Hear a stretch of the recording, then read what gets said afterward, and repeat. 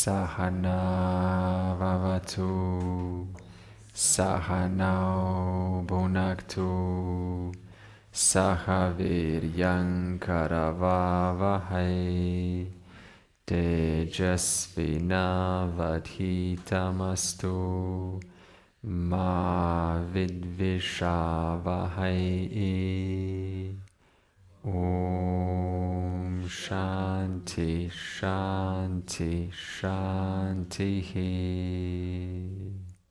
Verse 4, we will now proceed on to Asuri Sampat. Dambho Darpo Bhimanascha Krodha Parushyam Ajnanam Cha Bijatasya Parthasampadam Asurim. Hypocrisy, or we call this otherwise lip service or not being authentic. It's just saying things like, I don't need things, but the person still needs something. So they still need something. In other words, they're saying one thing, but behind closed doors, they're like everyone else. They still, desire things for their entertainment. Now, there's nothing wrong with objects. See? When you say, I don't need things. See, why are you even saying this? There's nothing wrong with objects. Objects are just objects. They're there to help you. The issue is when we attribute too much value onto an object. Then we say, this object is my object of happiness. I can't be without it. It's the love of my life. The truth is, an object is an object. So it's a matter of seeing objects objectively. Seeing them what they are, what they can do for you. They're not these, big things. So we just keep this, value neutral. Like an object is an object. Here's what it can do for me. Here's what it cannot do for me. In a relationship, this can be sometimes a strain. We want our partner to be everything. We see outside, he's like this and she's like this. And then we say, well, my partner needs to be like this. So we try to, make our partner or someone that's close to us all these big things. We put so much expectations on them. That means we don't see them as we need to see them. We don't see them as they are. We see them as we want them to be. The next one is darpa, unhealthy pride. This is when you have an exaggerated sense of I. I am great. I'm wonderful. So we said that the I sense, it's like your leg, really. It's just a function. It's just there to help you create this individual experience. So it is completely fine.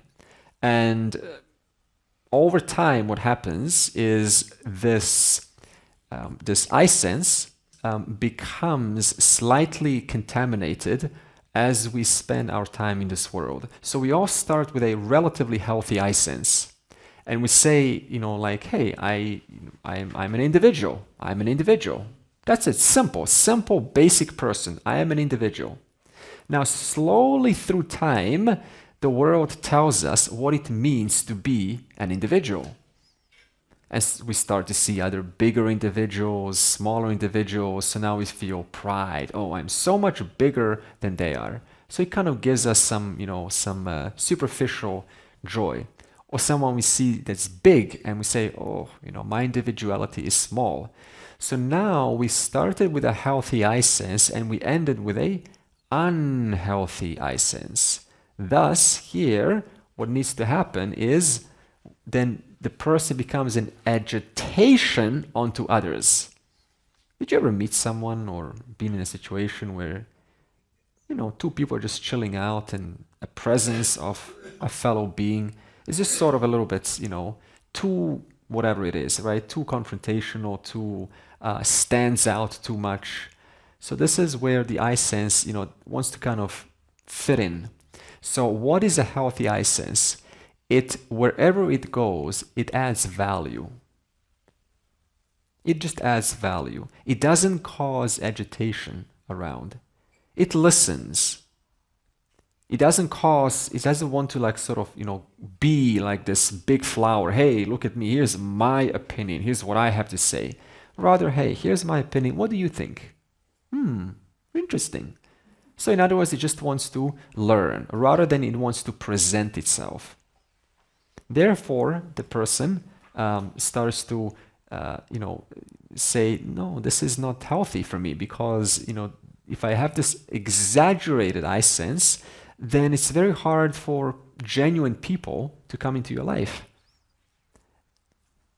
Things like proving oneself, things like over-explaining. Hey, this is what I think, right? That's enough. I don't have to over-explain myself, or I don't have to under-explain myself. At the same time, having boundaries, having some boundaries, because that's what a healthy I sense is. A healthy I sense doesn't allow it to be, just sort of, moved from direction to direction. It's not blown like the wind. It has its own purpose, it has its individuality, it has its core values, and it knows what it wants. So that way it's able to be more intelligent in decision making. As we're studying in the Mundaka Upanishad, what is the relationship to this I sense? And we said that this I sense, I am neither this I sense, nor am I its borrowed limitations. But I am Brahman, who is appearing as this individual. Okay? I am Brahman appearing as this individual, as this I sense. I'm neither the I sense nor the limitations attached onto this I sense. I am Brahman appearing as this individual for a short while. Good question. So, is there anything wrong with pride of having done something lovely? Not at all. It only becomes exaggerated when we start to forget those around us, or we make others uncomfortable. So pride is okay. Now, when it comes to pride, remember this. You needed people to get you to that spot. You needed resources, you needed friends, you needed resources, you needed so many things to be enjoying your success right now. That keeps that pride relatively balanced. I need you for me to be here. And you need me. We both need each other. You acknowledge that, pride becomes balanced. Yeah, more thankful. Like, really, that's the truth. I cannot be here without you. That's the truth. And you equally, are benefiting in my presence. So it's a two-way exchange. There's never this thing like I am better, you're worse. It doesn't work like that. Isn't it true that you can only be in your spot in life because of somebody else, in reference to somebody else? Right? Someone that's popular can only be there in reference to their fans. A teacher can only be there in reference to the students.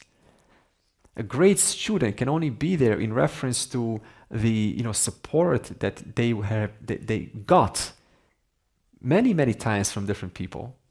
We all need each other. We all need each other. Look at nature. That's a great example. Look at nature.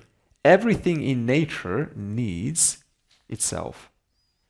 The sun, needs hydrogen and helium. Hydrogen and helium needs the atoms. The plants need the sun's warmth. The plants, the flowers need the bees to pollinate other flowers. And the bees also profit by extracting the nectar. They sell their honey to each other because of the plants. And then they build, from this wax. Amazing. They build a wax. How is it? A pentagon, or hexagon? So everything depends on everything here. That's a fact. That's what gives us healthy pride. And then abhimana, subtle demand for respect. When there is demand for respect, why would one demand for respect? What is going on psychologically to be demanding for respect? I am demanding your respect because I am lacking something in me. Low self-worth. In other words, what I'm really saying is, please give me validation, but it's covered with sense of macho-ness, What I'm really saying is I'm saying that, hey, I need your validation, and I'm going to cover that up, and I'm just going to kind of like, hey, I need respect because I'm a big person. Therefore, I need respect, which is possible, But on the other hand, sometimes this can transfer into really what the person is saying is, I don't really know my place in the universe. And I need some reassurance that my existence is worthy. Therefore, please give me respect, just so I can reassure myself. In other words, your self-worth is tied to roles. Give me respect to my role, because my role is tied to self. Isn't respect always in reference to a role? Yes, in other words, I am identified with my role. Give me respect to my role because my eye is placed in my role. How do you starve this demand for respect? Very simple. You just recognize that everyone is within God's order. This is all asuri. What is asuri sampat again? Qualities that are unhealthy. So we are discussing unhealthy qualities now. Those qualities that make your life an unpleasant place to be in. Okay. Next is krodha, anger. Okay. Now, we're not saying that anger is bad, because we said that anger is connected to your sense of justice. Remember? If you see someone being hurt, you're going to naturally be angry. But we're not talking about that kind of anger.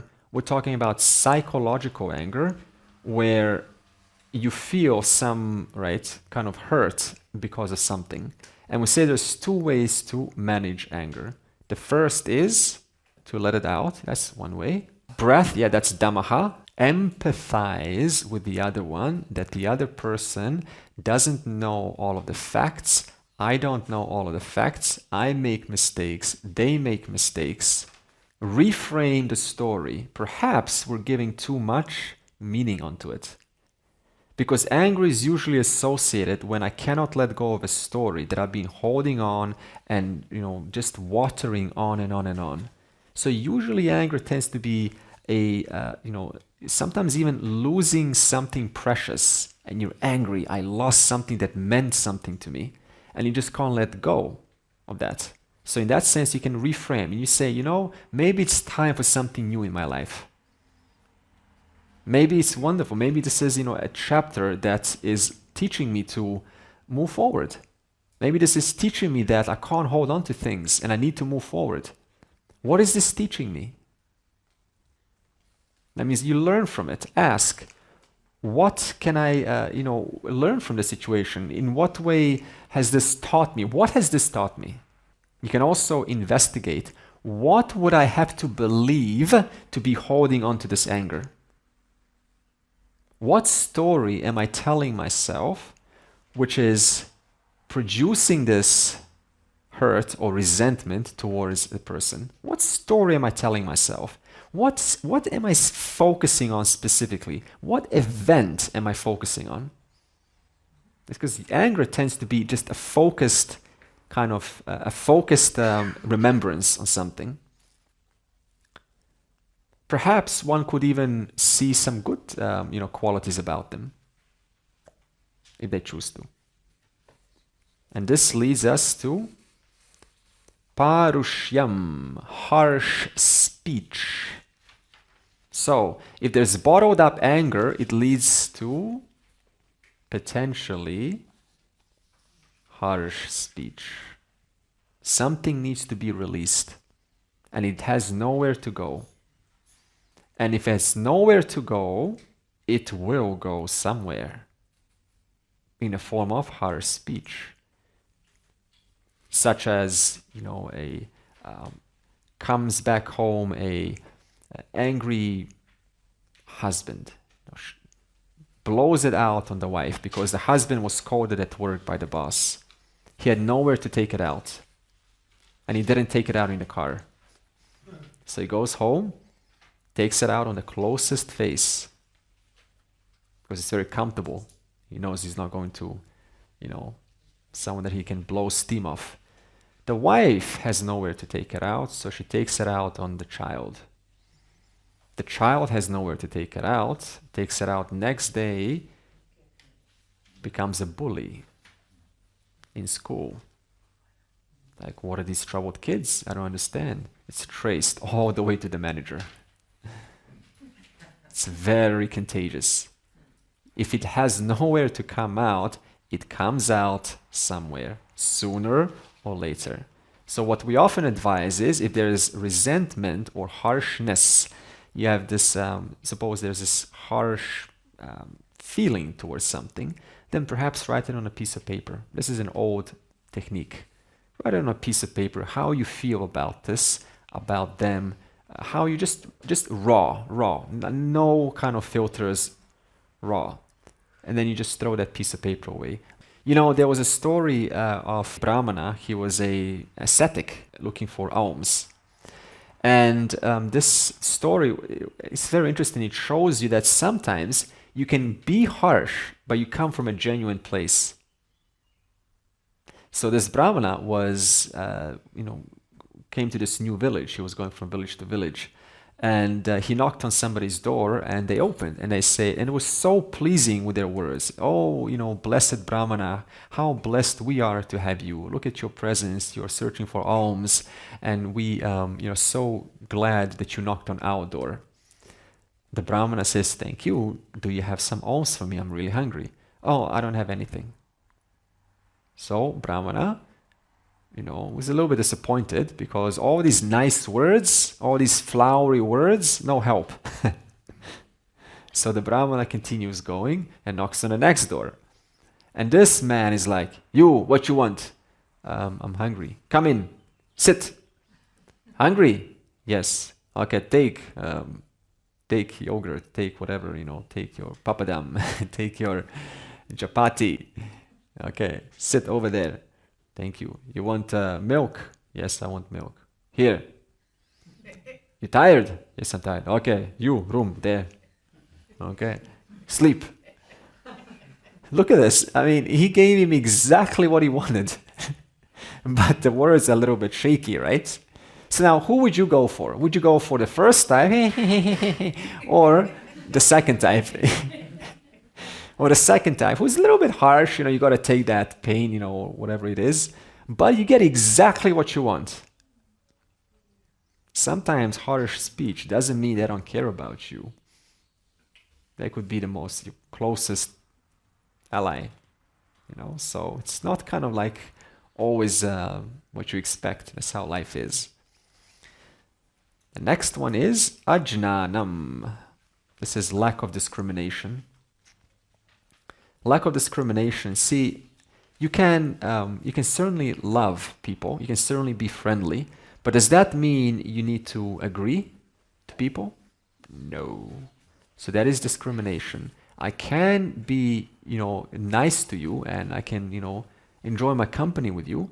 But if you say something that I don't agree with, just because I love you at whatever capacity, doesn't mean that I have to agree with you and go along with you. Stop. No. I don't agree. Sorry. I just want to let you know that I don't agree with you here. That's discrimination. Discrimination is sticking with the facts. Because if the person that you love says, hey, 1 + 1 = 7. Yeah, of course. That's not discrimination. Discrimination is, no, it's not 7. 1 plus, what did I say, 1 + 1? 1 + 1 is 2. It's not 7. Doesn't mean that, I don't like you, that I disagree with you, but I'm sticking to the facts. In other words, you can love someone and still see their limitations. That's discernment. Not mixing it up. Oh, they got limitations, therefore I don't like them. No, you got limitations, things that I don't like about you, things that I disagree with you. But it doesn't mean that, I hate you for it. That's discernment. Able to put two things in front of you, and one doesn't spill onto the other. You keep them in the right place. Discernment. That means when a teacher, for example, is out, suppose a teacher gets confused with their roles and I start to teach, out there. How would you feel? Still playing the teacher role, the big face out there. you would feel uncomfortable. That's lack of discrimination. The discernment or discrimination is the ability to say, hey, my role has ended. This is the end of my role. You see that. Now my role as a friend begins. Just wanted to ask, you just said before, you stick with the facts. The facts. Yes. But then I think these are the facts and the other person thinks, no, these are the facts.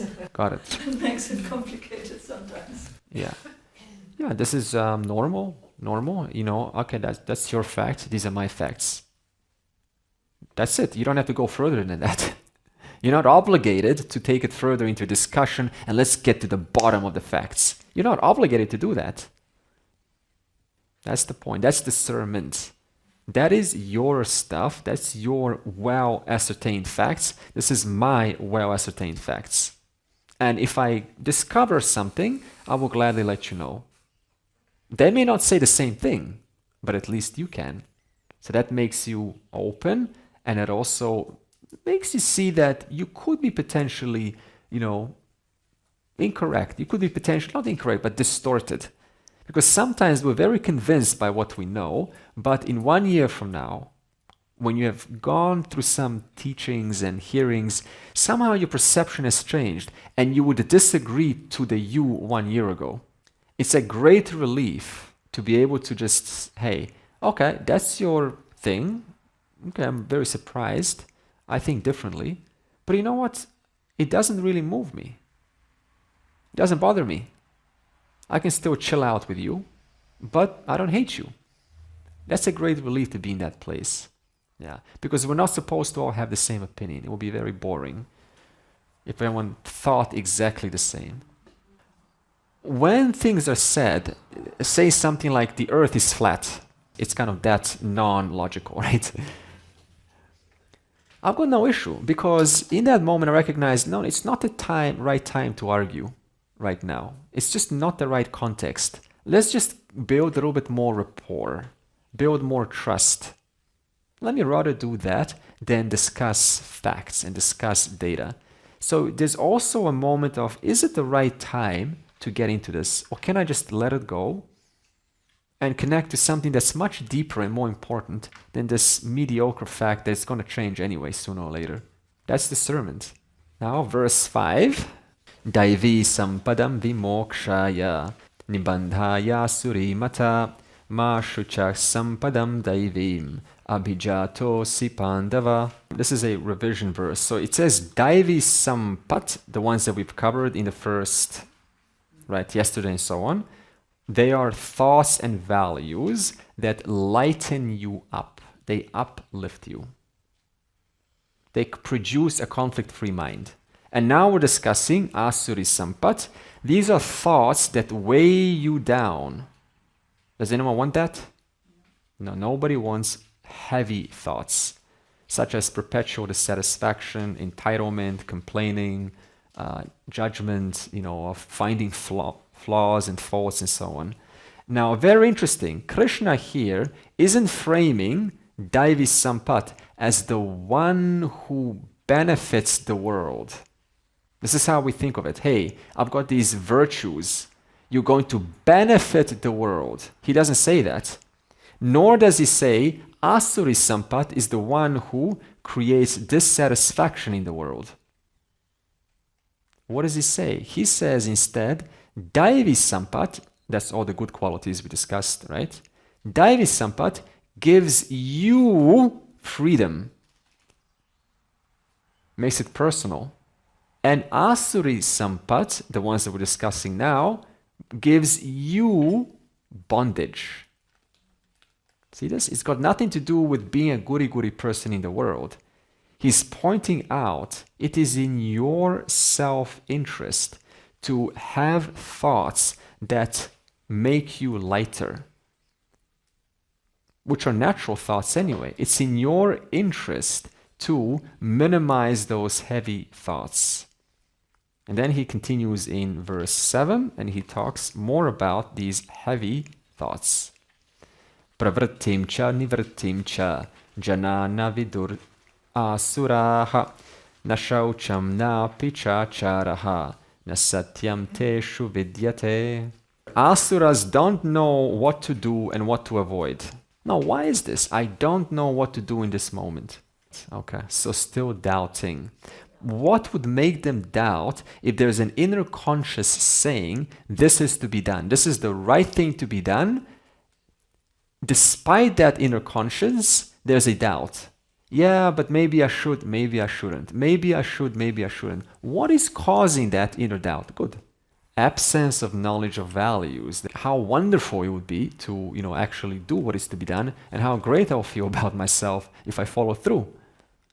Why else do we know what is to be done, but we don't do it? You might fear the consequences if we do it. Fear of loss, fear of consequences, too much perhaps invested, and we don't want to taint it, we don't want to push it away. And so we don't do what is to be done. Fear of getting judged by others. Yeah, I'm going to get judged if I tell the loud group over there to keep it down. And yet everyone's clearly, suffering. I was in this train, a couple of years ago, and there were loud kids. And, you just tell that there are these old, these people with suits that are just sitting down, and everyone's just bearing these kids. I just got up and I told them, stop. No, stop. And they all just... I did what is to be done. Why didn't others do what is to be done? These are grown men. I was only 21. These are grown 40, 50, 60-year-old men. Why didn't they do what is to be done? Fear of judgment, fear of consequences, fear of being beaten up. I don't know what else. Why? Why do people just not do what is to be done? Because they not just do it, and then the second and the third voice is coming in the brain. So maybe later or maybe this time. It's like we talked about, was it yesterday, when, the after 5 seconds, your brain, 5, 4, 3, 2, 1, after 5 seconds, your brain convinces you why not. It says, here's the reasons why you should not do it. So a big bunch of snakes is there. Big bunch of snakes. It's too dangerous now, right? I'm projecting and I'm going to get judged, and people are going to think why did you get up? They're just innocent kids back there, and, they're just celebrating birthday. It's all these scenarios, how I will be wrong by following through. Yeah, sometimes I have that idea as well, I have to do it. But then there's also this titiksha idea. Maybe I should just accept the whole situation and be quiet and let them do their thing. So. See, it doesn't hurt just to go over and say, I know you're having fun. It's wonderful that you are, but there's, people around, and have you considered that it's, making some discomfort? But whether what you do is dependent of your own inner voice telling you what to do. Maybe in one situation or one person, the inner voice said, for me to do is just stay out of this and not act. And for the other one, the voice might say, do what you have to do, go and speak out. Yeah. See, when we're confronted with a situation, you always make 3 choices. And we limit ourselves by following through one choice alone. And then we say, I don't have free will, or something like that. Number 1, when a situation presents to yourself, you have the ability to do something that you've done before. So if you are the type of person who just always gets up and just shouts, stop it, you do what you've done before. And this is what most people do because it's mechanical and it's comfortable. In other words, what I've done before is I've never acted. I've never acted before when there is a disturbance. So again, I do something, which is not to do anything. The second is do something different. Something I've never done before. Now this time, instead of shouting, change the tone. Try something different. Try something different. Do something completely different. This requires a little bit of creativity. And the third one is do nothing. Sometimes you can't do anything because it's not in your power to do anything. Do something different, and do nothing. Now, these are the three choices, and your program of dharma, what is to be done, your inner conscience, is based on that dharma, you have these three choices. But what happens is our likes and dislikes, our fancies and stories, it's none of my business. They override one of these, they override dharma, and thus, you just do something most likely that's mechanical. They override, they're louder than the voice that says, do something. Yeah, but they're suffering. It's not my business. It's their karma. Everyone's got a responsibility to take care of their life. I don't need to be, I'm already working hard. And that inner justification, based on the likes and dislikes, manifests as guilt and weakness, right? Walk out weak. I didn't have the strength to do what I needed to do. And that's an indicator letting one know that they just missed the boat. They missed the boat. So I don't know always what to do. Okay. Anyone else can relate to this? Yeah, everyone can. I can also relate to this.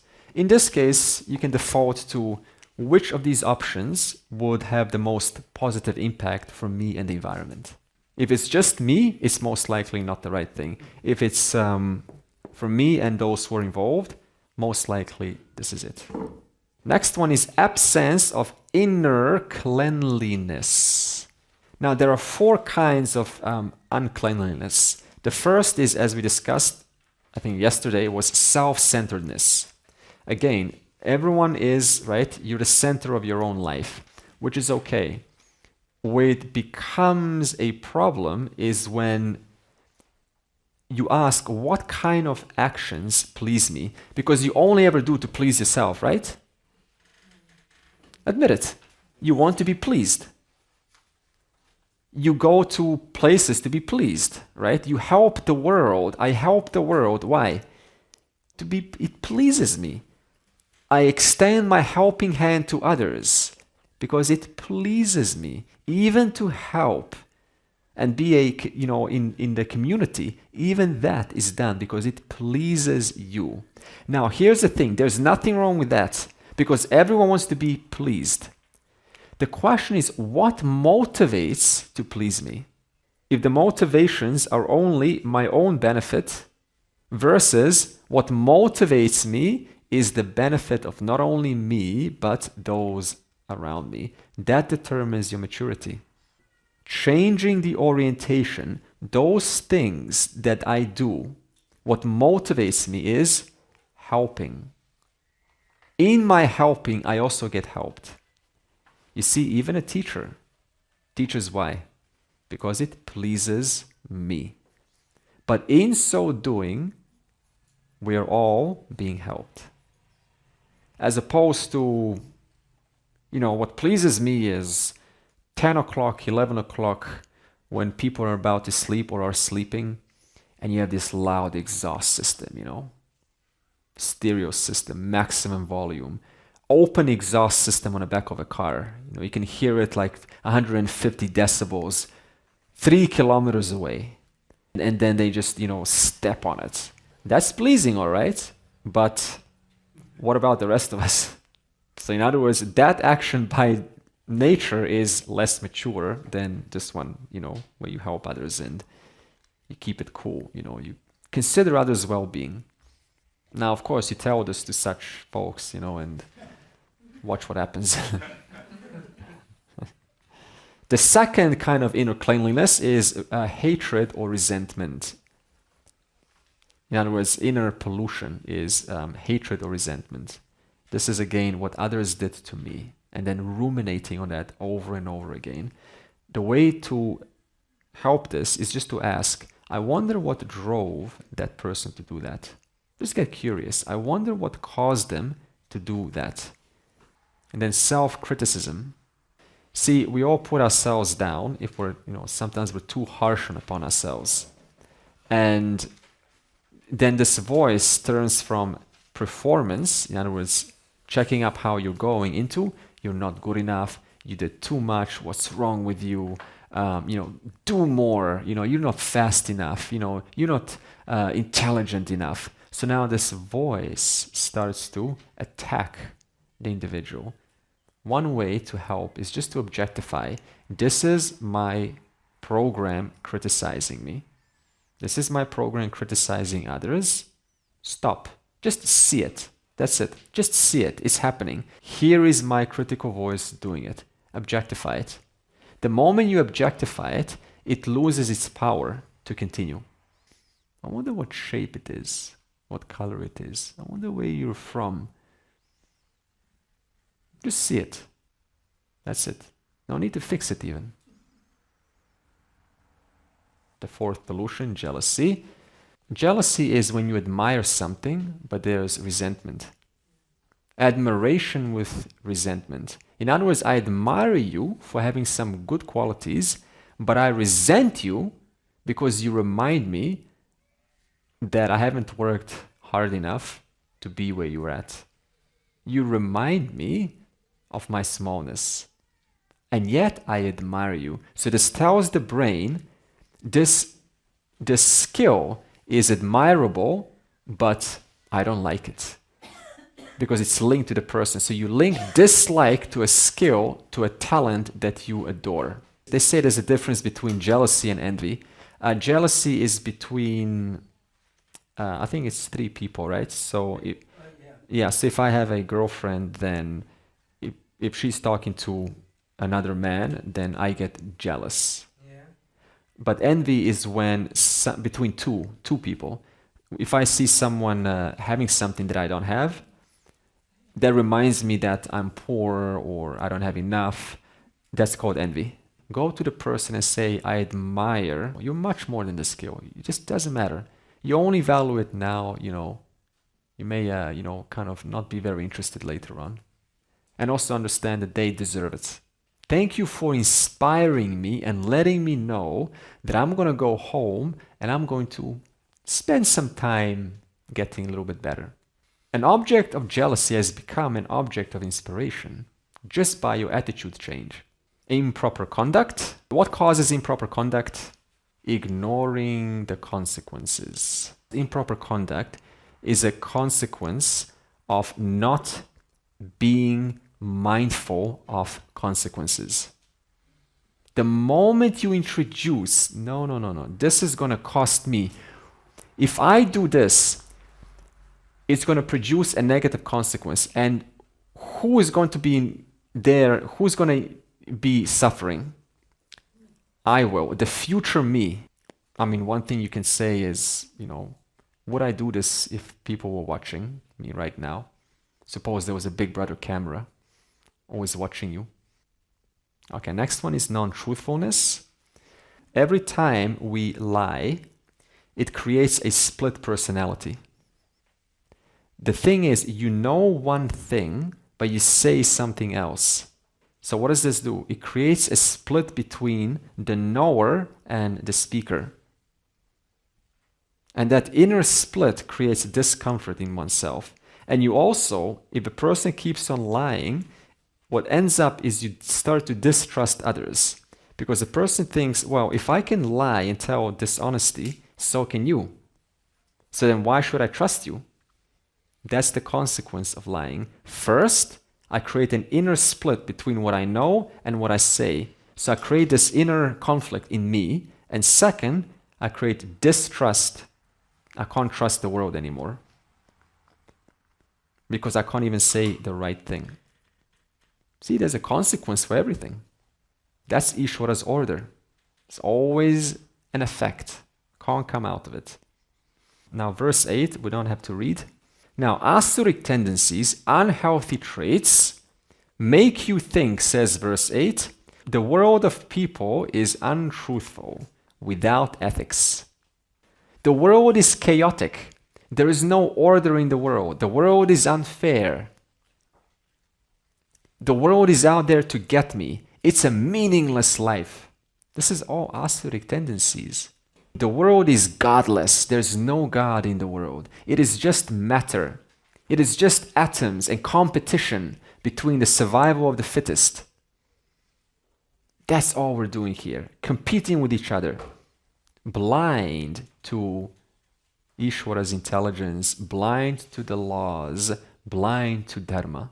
And even if they're not blind to dharma, you know what they say? Dharma, you just listen to an atheist. I was listening to an atheist discussion. Yeah, but what about justice? You know what they say? Evolution. It's evolved. You can't get through. It's evolved like Darwinian, you know, the survival of the species. It evolved slowly, slowly, slowly. Blind doesn't even see justice as, even sees justice as just atoms. Asuric tendencies. Verse 9, these are just very short verses, so we don't have to read them. It continues, they are whose minds are destroyed. Why? Because it's a narrative factory. Keeps on spinning stories, spinning stories. Everyone does it. Hey, I'm cheating. You know why? Because everyone's doing it. They are meager, thin thinking. In other words, superficial thinking. They say, if I can't see God, He's not there. Superficial thinking. You got great skin. I think I'm going to marry you. I don't see your personality. I just care about your skin color. I look at the surface. Stops at the surface. They take to cruel actions. Now, verse 11 and 12, they continue and they say, countless concerns until death. Even in old age, they're anxious about money, who's going to get the money, grudges towards those who have hurt them. What legacy would I leave? That's a big one. Look at this. I want to leave a legacy. I'm even worried about leaving a legacy after leaving this world. There's a story in the Mahabharata where Karna, and he was shot by Arjuna, and he lay there on the ground, and suddenly his mind was just still alert before death, because before death your mind is still alert and you're able to still have your one final moment of self-reflection. And Karna lay there and he finally just saw before him flash all of the mistakes that he's been making. His loyalty was to Duryodhana, who was a figure of non-ethical figure. He suddenly realized, my God, I was loyal to a man who didn't have ethics, who was not a good person to follow. He suddenly saw all of his mistakes that he made in life. And he started to regret this. And he said, the most important thing was Lord Krishna. He was the most important thing in my life. The Lord was the most important thing in my life. And he started to see his mistakes, what he should have done, what needs to happen, the importance of truth, and the Krishna's presence in his life, which he ignored several times. He pushed Krishna away. What does this mean? Because Duryodhana, when he died, what did he say? He said, I fought a brave death. I fought a brave battle. And Bhima, he hit me below the waist, and he fought an unfair, he cheated, and he beat me, because you don't hit someone below the waist. And yet, Duryodhana was, throughout the entire story, just performing one sin after the other, like one act of unfairness after the other. So look at how the Asuri mind thinks. One little defect we find, and then we blow it up in somebody else, but we totally ignore ours. And this continues until last breath, as it did for Duryodhana.